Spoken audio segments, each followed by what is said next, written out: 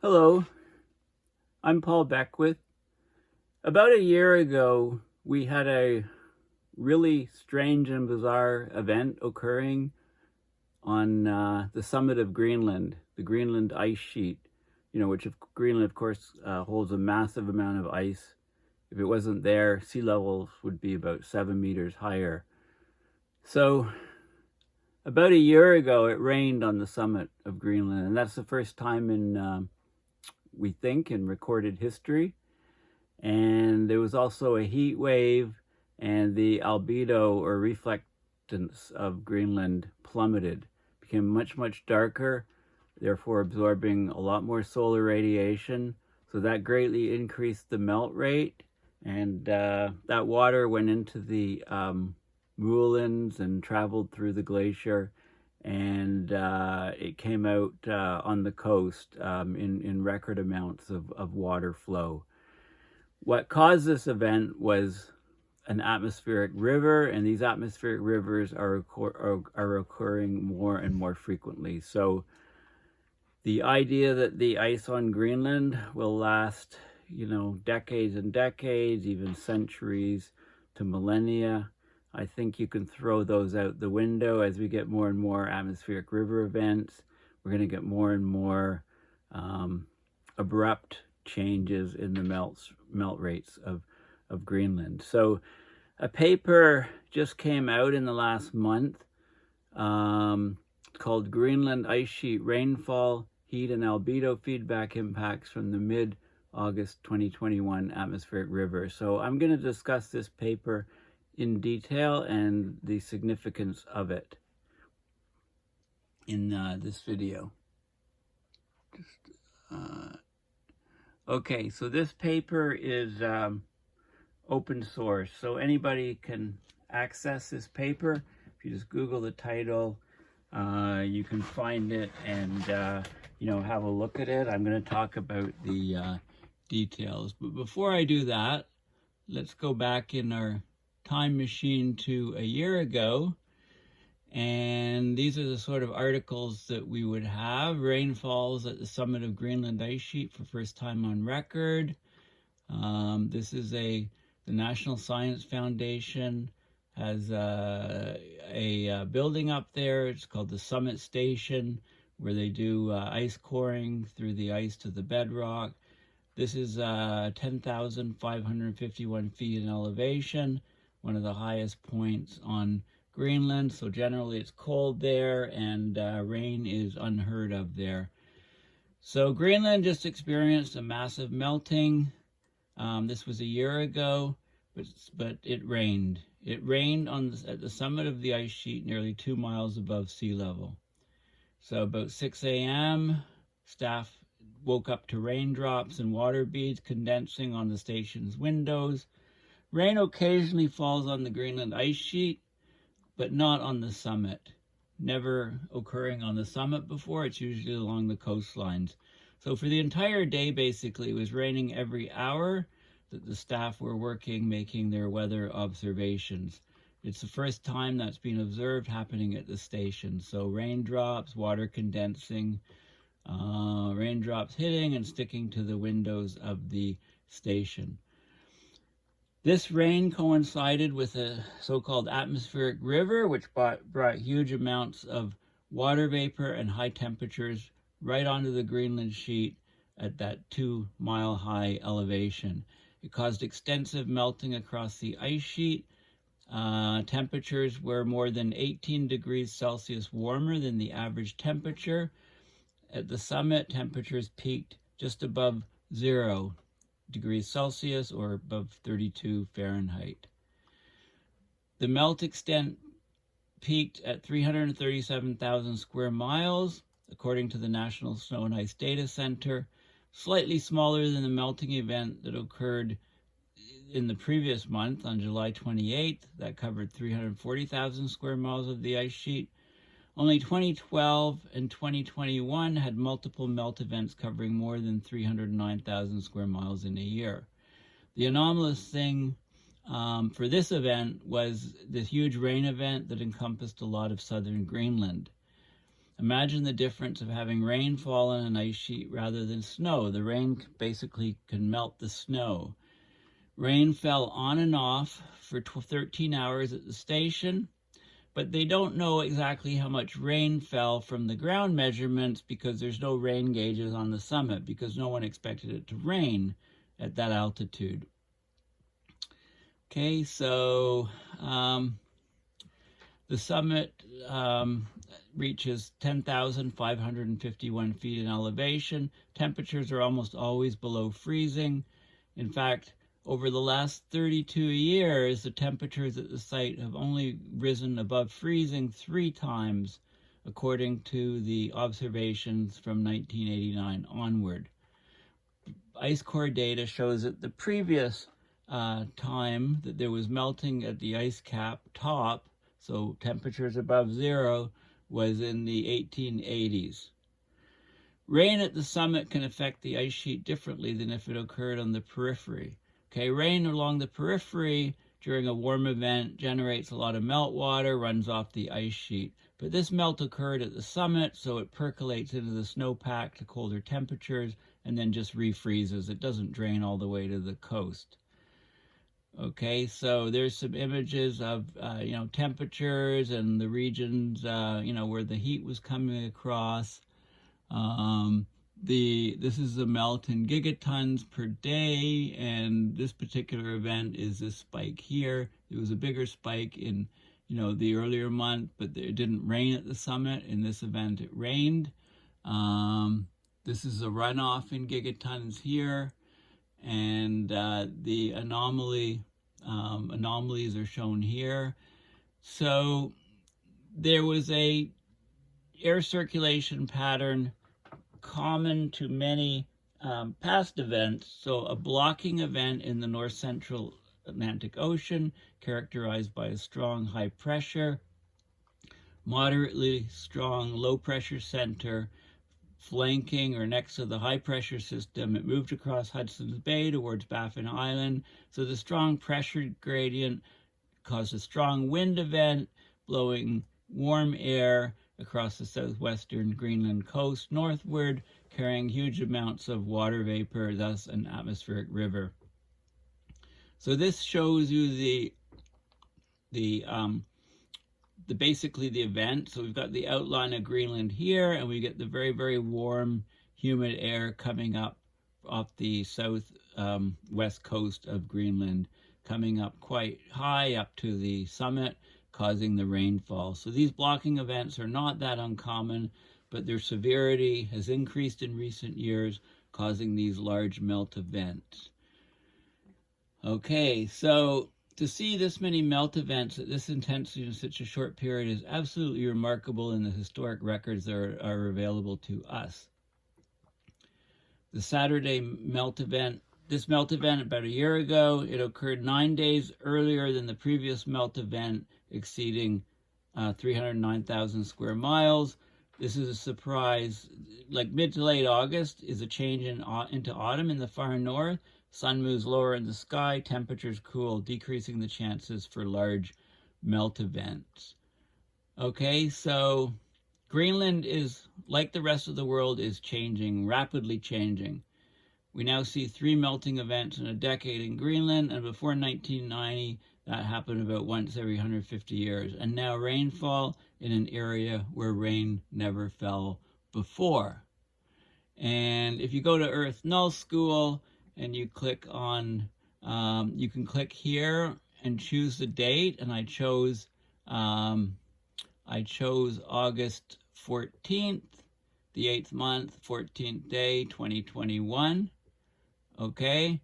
And I'm looking at the jet stream, and you can see Greenland here, and there's a strong ridge in the jet stream, which is bringing all that moist air in. If you look at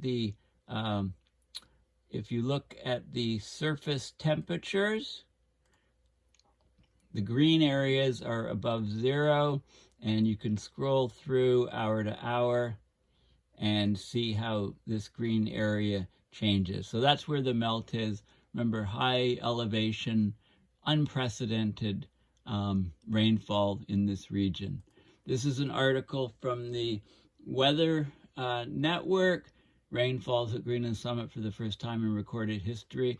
This made worldwide press back a year ago because it had never happened before. 3,216 meters above sea level. And here is an image of the air temperature changes, August 14th versus the August 5th to 11th average. And you can see the very, very high temperatures here, temperature anomalies. The red area is above 10 Celsius, okay? In these areas closer to the summit, we had, 16 degrees, 17, 18 degrees Celsius above normal, and thus rainfall at the summit. Okay, so these sort of crazy things are happening more and more often. Large-scale melt events are becoming more common in Greenland. Okay, 2021, it was only the second year to have more than one exceeding 800,000 square kilometers. Okay, and basically this has huge implications for the rate of Greenland melt, has huge implications for global sea level rise, has huge implications for the AMOC, the ocean circulation patterns, and basically, it's a good solid indication that we're in abrupt climate system change. Crazy things are happening. We're at that state. This is the National Snow and Ice Data Center. This is more detail on the event.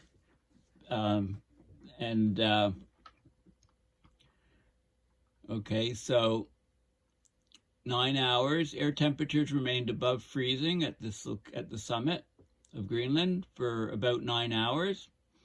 There was rain observed, as I've said, for several hours.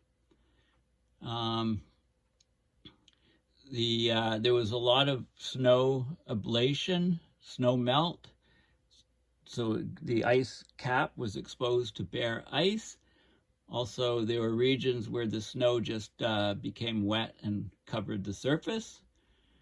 Okay, but there's been no previous report of rainfall at this location. 72.58 degrees north, 38.46 degrees west, 3216 meters or 10,551 feet in elevation. Okay, earlier melt events in the instrumental record occurred in 95, 2012, and 2019. And before then in ice cores in the 1880s, but this melt event with rain was unprecedented. And here's some more data. This is showing the Greenland surface melt extent here. This number here is 800,000 square kilometers, I believe. 800,000 square kilometers or 309,000 square miles is the line here. So there's been other events where there's been larger areas of the Greenland ice sheet melting. But in this event, it rained at the summit, like I said.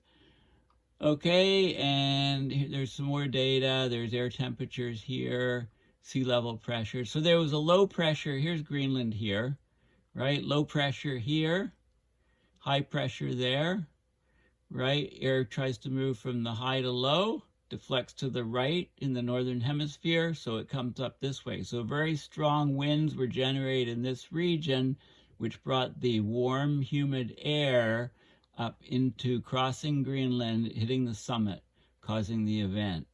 And there was so much water vapor in this, it's an atmospheric river. They didn't mention it here.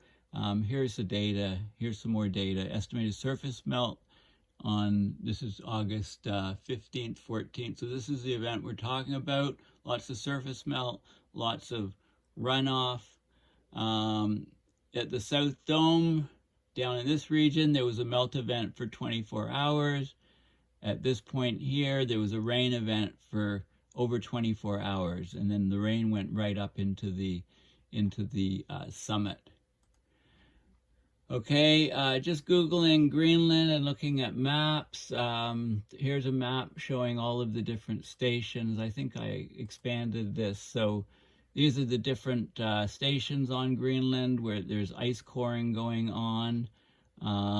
These are the different stations and the elevation of Greenland here. And you can see this is the summit right here, where that station is, where it actually rained. The reason why I'm talking about this event, which happened a year ago, is because it's hugely significant, and this paper just came out early June of this year, talking about all the details of that melt event. Jason Box is the principal author, great guy, met him a number of times at the climate conferences. So the title, and this is open access, Greenland Ice Sheet Rainfall, Heat and Albedo Feedback Impacts from the Mid-August 2021 Atmospheric River. So let's talk about what happened. So the summary. There was rainfall on the summit delivered by an atmospheric river. Extreme surface ablation expanded the all Greenland bare ice area to near record high with the snow line. Okay, so there's snow on top of the ice, and the snow line climbed up 788, almost 800 meters. And that was, I believe, over 4 days after the, like during the atmospheric river event, after the day it rained. The ice sheet wet snow extent reached 46% of the ice cap. This is a record high for mid to late August data since 2003. The heat collapsed and the firn and deflated it, so caused a drop of the surface of Greenland. It averaged 0.14 meters at 4 accumulation area automatic weather stations, AWSs. Energy budget calculations from the automatic weather station data, because they measure the radiation coming in, the radiation going out, etc. You can calculate the energy budget. The surface heating from the rainfall event was much smaller than from either the sensible heat, the latent heat, the net long wave, or the solar energy fluxes, okay? So the rain event itself didn't cause most of the melting. It was the heating on the subsequent days that caused the biggest melting. Without the heat-driven snow darkening, so the heat melted the snow, made the snow wet, melted the ice, caused a darkening of the surface. Without the heat, without that darkening effect, feedback, the melt at 1840 meter would have been 28% less.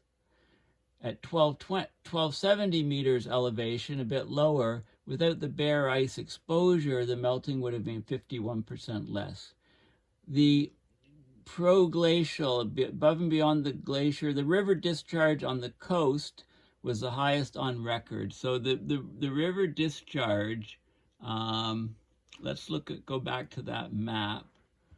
Okay, so we've got the summit. The melting in this region, in this basin here, discharged water to the coastline, and that was measured. That discharge was the highest on record for late August since 2006. So it confirms the melt sustaining effect of the albedo feedback. Okay, extreme ice sheet snow cover changes, high river discharge. So lots of melt, lots of ice converted into water, and the water discharged off the glacier. The surface heating from the rainfall itself was small compared to the latent and sensible heating, the net long wave radiation, and the sunlight absorption. And then melt albedo feedback enhanced the upper elevation snow melt under clear skies following the heating delivered by the AR, the atmospheric river. Okay, so basically, so let's talk about some of the details that are just in this peer-reviewed paper that just came out. Okay, so a year ago, the news headlines reported that rainfall was witnessed for the first time at the summit station near the highest point on the Greenland ice sheet and was accompanied by high surface melt extent. Okay, so that was the Washington Post article. That was the National Snow and Ice Data Report, and I showed you on Earth Null School, and also it was in a Weather Network report. Okay. Greenland rainfall can be delivered as part of a concentrated poleward transport of moisture and heat in atmospheric rivers.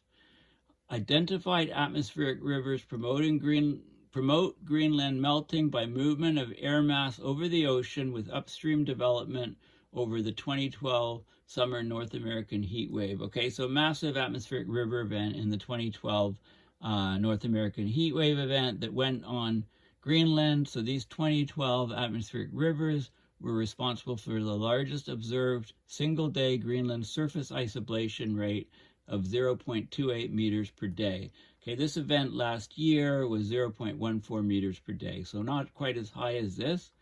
But in addition to increasing the Greenland rainfall fraction of precipitation, the frequency of these moist atmospheric rivers reaching Greenland is also increasing. And I've shown you in other videos that the frequency of occurrence of these events has also increased in Antarctica.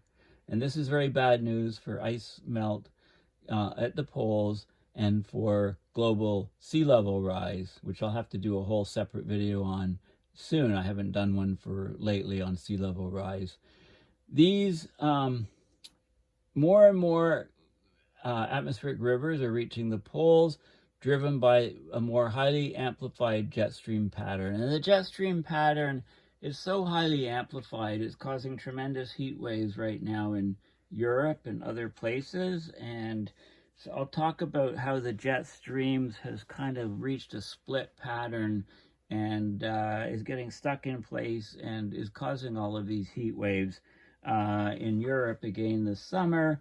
So I'll do a detailed video on these jet stream and this behavior very soon. I was going to do it before this video, but I decided this video would come first. Atmospheric rivers have strong surface energy budget impacts, yet so far lack an analysis including on-ice rainfall observations, because it hasn't happened before. But atmospheric heating, it causes the snow to darken. There's lots of impurities in the snow, and they come to the surface as the snow melts off. But, you know, you also go from a dry snow, highly reflective, you start melting the crystals, water goes between the ice crystals, and it causes the snow to darken.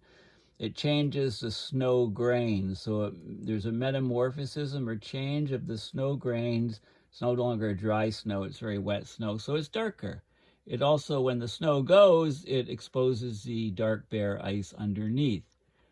Because the snow grain growth occurs as a cube of liquid water content, so when the snow grains get bigger and bigger, they become darker, just like large water droplets in clouds. As they get larger and larger, the water droplets, the clouds get darker and darker and darker, and you know it's going to rain soon. It becomes a nimbus cloud, a rain-bearing cloud. Small amounts of rain or meltwater can rapidly lower the clean snow albedo, with the observed cloud-free clean snow albedo range from 0.85 to 0.6. On glaciers, once the snow ablates, the bare ice albedo of the glacier can decline below the initial exposed bare ice albedo of 0.57 to below 0.25. So in this event last year, we had the albedo actually dropped 40%, 0.40 in a short period of time, which is phenomenal, a phenomenal albedo feedback to greatly increase the melt of Greenland. This is mainly from ice microbiological processes, it says. Thus, the Greenland ice sheet surface mass balance can be thought of as highly responsive through melt albedo feedback. Okay, so what they did here is they gathered all the data from the weather stations, the automated weather stations, from satellite records, satellite-derived wet snow and bare ice extents, the snow and bare ice albedo, the snow line elevation, the meltwater river discharge. They put it all in, they had a surface energy budget model to quantify the radiative, the turbulent, and rainfall heat transfers for melting before, during, and after the AR. So they basically studied the the heck out of it. Here's where the melt occurred. Okay, this was the area that was wet, 13th and 14th of August, wet on the 14th of August up to here. This is where summit is. This is the rainfall amounts that they figured out, 3 millimeters at the summit, 97 millimeters down near the coast, you know, basically mostly above 5 millimeter, 5 to 15 millimeter in the other locations. That's the rainfall. This is the Watson catchment where the water drains from here, and they measured the flow rates of water coming off the glacier in this location here. Okay, so the Watson River, it had its discharge was recorded, and a microwave sensor on a satellite measured the areas of wet snow versus dry snow. And here's the results. They looked at the meteorology. So they looked at the European reanalysis data at 850 hexapascals. That's about 1.5 kilometers above the surface. They looked at the wind and water vapor fields. There was a low pressure system west of Greenland on August 13th. It drew an AR, atmospheric river, from the southwest onto Greenland by 14th of August. By the 16th of August, another low had invaded, which reinvigorated the advection, the atmospheric river, and it shifted to the east. And this event continued, and then it basically ended on about the 19th of August. Okay, and then by the 21st and 22nd, northerly flow. Winds came from the north again. That brought lower air temperatures with high pressure and clear sky conditions. So it was relatively dry until the 27th of August. Okay, so that ended the event. So basically there was snow before the event, then there was rainfall and tremendous melt. Okay, so here's some data showing this is the dates of August, and this is two different stations, and you could see there were rain events here in the purple hashed area, and this is the cumulative amount of rain in the two different locations. Humidity, snowfall amounts, relative air temperature. So this is the air temperature, Celsius. So this is above freezing. It was above freezing from this period here, about here, for, over a week. Okay, and there was lots of ablation and surface. So this is ablation, surface height decreased, ice was ablated off. Okay, snow was melting. Okay, so they measured all of this data. And the rainfall at different locations. Basically what happened was the atmospheric river ablated the thin snow cover. Okay, there was an extreme albedo change. The albedo dropped 40% as the snow ablation, okay, led to dark, bare ice exposure, albedo less than 0.4. Within 4 days, there was a large snow line elevation increase. So the snow all disappeared up to higher elevations, right? It all melted off on the lower elevations. The snow line changed 788 meters in the space of 4 days, which is a huge change. The darkening included the destruction of a sun crust and water saturation at the surface. The albedo dropped above the snowline elevation. The albedo dropped about 10%. The concentration, in Arctic snow, where the concentration of light absorbing impurities, mainly black carbon from wildfires in the northern hemisphere, ash, etc., is typically low, but the snow heating impacts are primarily attributable to snow grain growth. So the snow grains get larger, the albedo declines because the grains are bigger, and you get a lot more absorption of solar energy. So this is the albedo at the different elevations. This is before the atmospheric river, the albedo. So 70% of the light's incoming shortwave is reflected, 80%. This is even higher at higher elevation. You know, there's more light. This is over 80%, about 83% albedo. After the atmospheric river, we lost snow cover. The snow became wet. We had bare ice. This is the albedo here. Look how low it went. It went to 30% from, you know, about 75%. It dropped over 40%, the albedo loss, causing a huge amount of ramped up warming on the surface of the ice. Okay. There's different glaciers. The Humboldt Glacier, the snow line increased 212 meters on average.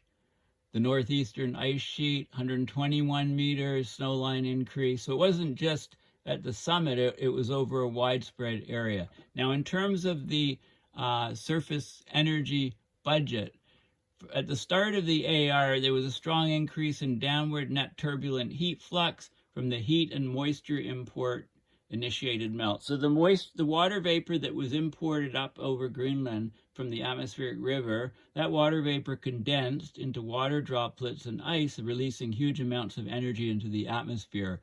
And that heat was carried downward to the surface, causing huge amounts of melt. During the AR prolongation phase, so after the initial AR atmospheric river event, there was condensational and sensible heating from all that heat, and absorbed sunlight continued to fuel the melt. Key to round-the-clock melting was the sustained positive net long-wave radiation. So the heat went up and hit the clouds and was reflected back down, and that long-wave radiation continued the melt round the clock. Okay, so this is showing hourly air temperatures above zero over this whole period of time here. This is the calendar. There was snow here, and then there was the atmospheric river heat wave with rain here causing, and then it was warm and cloudy with no rain, lots of melt. Albedo feedback dominated melt. And then the ablation season ended. The melt ended on August 27th. So huge amounts of ice disappeared in that region. So this was, it was an incredible situation. The cumulative melting during the melt albedo feedback phase, figure 4, purple area, was greater than during either the preceding AR heat wave or the warm, cloudy, no rain phases. So these two phases here. The rate of surface melt was as large as the previous 5 days under more frequent cases of T-air above zero, demonstrates the melt albedo feedback. Were the sky conditions not mostly cloud-free, the feedback would have been less strong. Okay, the heat from the rainfall was actually, as large as the melt was from the surface energy budget, the melt was 23 millimeters. The calculated sensible heat transfer from the rain, okay, so the rain transfers heat to the ice, that's only 2% of the magnitude of the total melt. Okay, so even if the rain temperature was somehow warmer, the rain temperature was the same temperature basically as the air temperature at the surface at the time, the rain contribution to surface melting would remain under 5%. So even though, you think of, some events, you think of the rain cutting through the snow, but because it's just slightly above freezing, that rain, and the rain was only, millimeter amounts, it didn't cause a lot of melting in itself. It was the turbulent, sensible, and latent heat transfer that dominated, and that would be true even if with slightly heavier rainfall on the summit. Okay, so not only did it get rid of, and they talk about some more details here. They talk if the pre-melt snow density was 300 kilograms per cubic meter, rainfall of 3.4 millimeter at the summit, that would release 1.1 megajoules per square meter of latent energy by refreezing with rain, assumed at 0 Celsius. This released energy from probably radiated upward as decreasing air temperatures ensured after the 8 hours of greater than 0 Celsius conditions. Had the water percolated to depth, see, the rain just stayed on the surface and refroze. If it had percolated down, the released energy would have had a considerable snow warming impact because the latent heat released by fusion is more than an order of magnitude higher than the specific heat of water. Okay, the bare ice area greatly increased. The 13,337 square kilometer increase in the bare ice area between 19th and 20th of August, right before cloudy conditions ended, was among the highest daily increase in bare ice area obtained by the satellite in the data set. The Watson River discharge, here's the river discharge, and this is so we have the cool period after snow. The red area is the AR, atmospheric river heat and rainfall, and then there's the AR and clouds dissipating, the albedo and latent feedbacks, and the ablation season ends. So you can see the discharge, the Watson River discharge in cubic meters per second went from about 600 odd to about 1500 odd, and stayed high for that whole period here. Okay, so in conclusion, the atmospheric river event produced widespread changes to snow cover extent and thickness and had strong glaciological impacts. It affected the glacier and the hydrology of the glacier very strongly. The AR heat wave conditions were preceded by snowfall.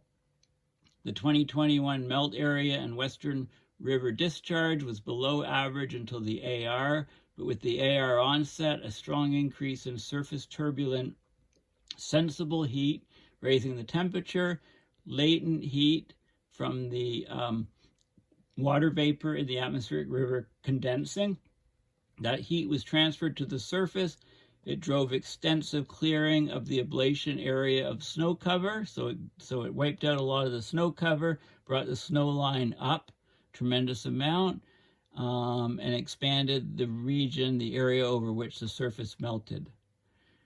After clouds cleared 6 days later, the accumulation area snow albedo darkened by 10% from melt-driven wet snow metamorphism, sustaining the melt conditions despite a return to sub-freezing air temperatures. So this is a good example of a melt albedo feedback amplifying the melt after a melt perturbation. Okay, the AR drove widespread snowline elevation increases by 787 meters for the central western ice sheet, 212 meters for the far northwestern ice sheet, 121 meters for the northeastern ice sheet. The loss of ablation area snow cover drove the all Greenland, the ice area, to nearly as high as the extreme melt season, the bare ice area to nearly as high as the extreme melt season of 2019. Okay, during the atmospheric river event, we lost 0.14 meters of snow deflation measured at the 4 automatic weather stations. Okay, with higher rates under non-rainy conditions, pointing to the relative dominance of turbulent surface heating. The rainfall heat transfer contributed just 2% to the calculated melting at a 2,200 meter elevation. Condensation of the water vapor in the atmospheric river, or the sensible heat transfer from the warm air mass, was a far more powerful heat source. The observed amount of melting delivered by the AR could have happened without rainfall. Yet the impacts of rain and meltwater refreeze are considerable, provided that percolation delivers the melt below where the heat can be radiated away, and that refreeze at depth occurs. But they didn't see that happening. They think the heat mostly went up into the atmosphere. You know, as climate warming delivers more frequent cases of the 0 degree Celsius melt boundary being passed, the resilience of the ice sheet to AR heating will become more compromised. Okay, so this is a huge problem. So in other words, throughout all the models and the thought, the idea that it can take decades and decades or even centuries for a place like the Greenland ice sheet to melt out, causing huge increase in sea level rise. As atmospheric rivers become more and more frequent, the Greenland ice sheet is basically a sitting duck to be obliterated by these atmospheric rivers. Thank you for listening, and please make sure you check out my website, paulbeckwith.net, and consider donating to my PayPal account to support my research and videos. Also, make sure that you subscribe to my YouTube channel. It's just Paul H. Beckwith on YouTube. Follow me on Twitter and follow my Facebook page. Also, I'm also on LinkedIn and many other places on the web. So thanks again for listening, and until next time, bye for now.